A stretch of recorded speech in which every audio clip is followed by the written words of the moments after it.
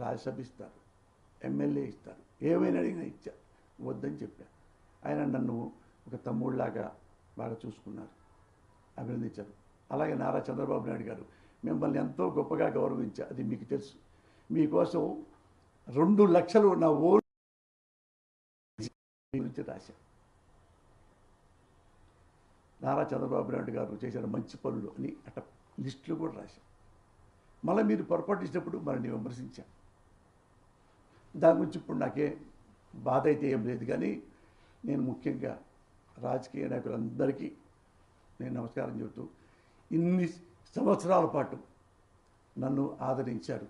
ఇక్కడి నుంచి ఈ రోజు నుంచి నేను చనిపోయేదాకా నా బిడ్డల కోసం, నా కుటుంబం కోసమే నేను బతుకుతా. ఏ రాజకీయాల గురించి నేను మాట్లాడను, ఏ ఒక్క రాజకీయాల గురించి కూడా మాట్లాడను.